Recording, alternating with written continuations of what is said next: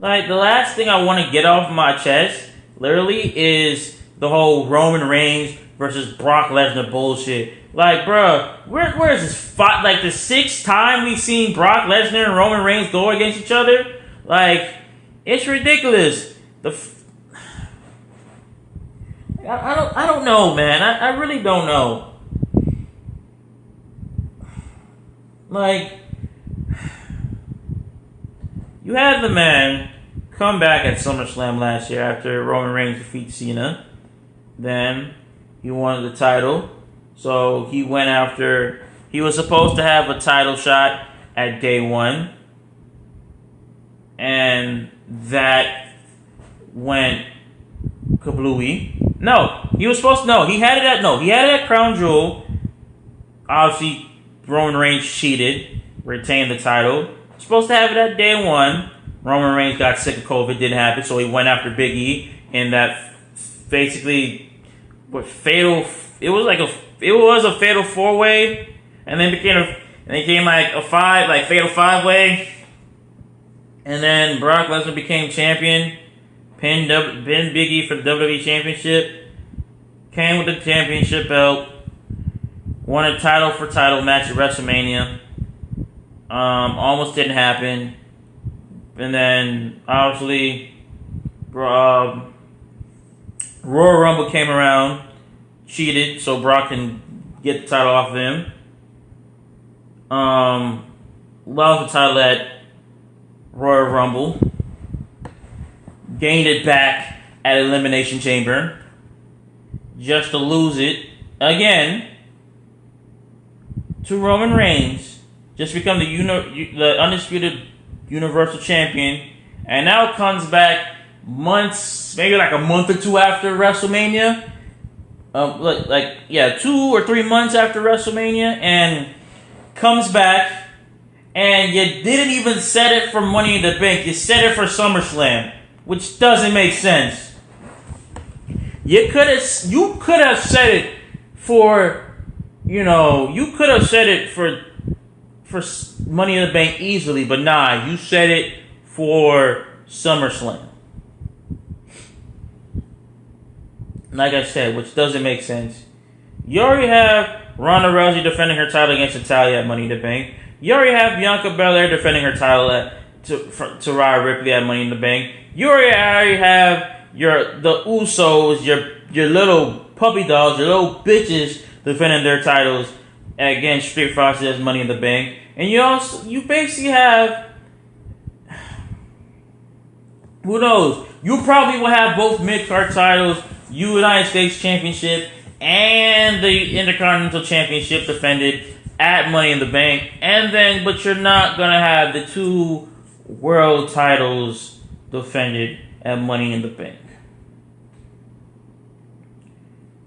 Keep in mind, Roman is now part-time because he wants to go Hollywood. Because in their mind, they said, Roman's our guy. We're going to give Roman this big push, which did work in the Thunderdome era. Now that he's not in the Thunderdome era no more, this man is being a piece of shit. He's basically pulling a Brock Lesnar. You're a part-timer, you're a big, huge part-timer, a big-ass wrestler that only comes back when he feels like it, just like Brock Lesnar, can only defend it when he wants to, just like Brock Lesnar, and leaves with a couple months without no world title, and people got to scratch and claw and dig their way just to get Roman Reigns back to WWE, forget his measly title shot, makes him lose either from cheating or barely a clean wrestling match, and then leaves again for another couple months until maybe a big, huge pay-per-view like either WrestleMania or Money in the Bank or SummerSlam or whatever. And they were supposed to have Riddle versus Roman Reigns at Money in the Bank. That didn't happen. And then you said if Riddle loses, he can no longer Like, he can no longer get another title opportunity. He lost, couldn't get another title opportunity as long as he is champion. And now, since all your good stars is out, Randy's out, Cody Rhodes is out for at least 6 months. I think maybe 2 more superstars that I'm probably forgetting their names is also out as well too. And all you got left is Brock Lesnar in their eyes. All you have left in their eyes is Brock Lesnar. You could have given the title opportunity to Drew McIntyre, Bobby Lashley, AJ Styles, etc. Because it's funny. After his title defense against Riddle and everything, he literally said, "Oh, like I smashed them all." I'm like, did you really smash everybody? Did you really beat everybody, honestly? Because what I hear is that you didn't really beat everybody. Because you didn't give Bobby Lashley a title shot. You didn't give Drew McIntyre a title shot. You didn't give AJ Styles a title shot. If I have to keep going, Dolph Ziggler, Rude, Apollo Crews, Big E Langston. I keep on saying Big E Langston. Big E, Kofi Kingston, Xavier Woods, and the list goes on and on and on. And I'm like, you didn't give them a title shot. You just think they're not good enough in your eyes to get a title shot. And AJ Styles is a former WWE champion. The Viper Randy Orton is a 14-time world champion. Bobby Lashley is a 2-time WWE champion. Drew McIntyre is a 2-time WWE champion. Like, you see what I'm getting here? You could have gave it to anybody else that I named off of. But nah, you said no one else is good enough for Roman except for Brock Lesnar. So here we go. Another Brock versus Roman feud for no fucking reason. Which is pathetic. Now, a lot of people can agree with me. It's pathetic. Bro, I am tired of seeing Roman versus Brock. I mean, yes, it is a last man standing match for the titles.